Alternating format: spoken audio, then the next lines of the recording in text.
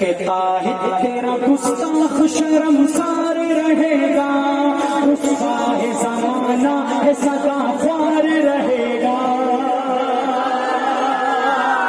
سراہی مہرے کو پتہ لگنے لگا ہے، بیکار کا بیکار ہے بیکار رہے گا، چومیں گے تیرے نام کو آنکھوں سے لگا کر، باندھیں گے جبینوں پہ اسے لکھ کے سجا کر، اور اپنے ان اشعار کی تجوید بنا کر، تم گاہیں گے تیرے ہی تجھے دل میں بسا کر، اے قائد اسلام تیرا نام ہمیشہ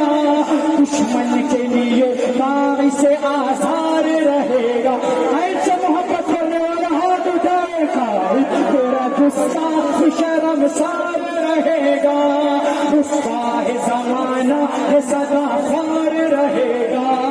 جو مغربی کلچر کا یہاں جال بچھائے، مشرق کی جواب بیٹیاں سڑکوں پہ نچائے، ہم جنس پرستی کے لیے راہ بنائے، حاشیوں اور یعنی کے سونامی جلائے، پارندہ ہے مغرب ہے کوئی مان نہ مانے، فرمان تیرا روزن و دیوار رہے گا، قائد تیرا گستاخ شرمسار رہے گا، رسوا ہے زمانہ ہے سدا خوار رہے گا، اور آخر میں لکھتا ہے کہ تبدیل کے نعروں میں یہاں ڈاک پڑا تھا، تہذیب کا ڈاکو جو کنٹینر پہ کھڑا تھا، کندھوں پہ کسی اور کے وہ آگ چڑھا تھا، مخلوق خدا کے لیے وہ ہاتھ لڑا تھا، ہرنے نہیں وہ رقص بنا کی تھی محافل، فنکار تھا فنکار ہے فنکار رہے گا، قائد تیرا گستاخ شرمسار رہے گا، رسوا ہے زمانہ ہے سدا خوار رہے گا،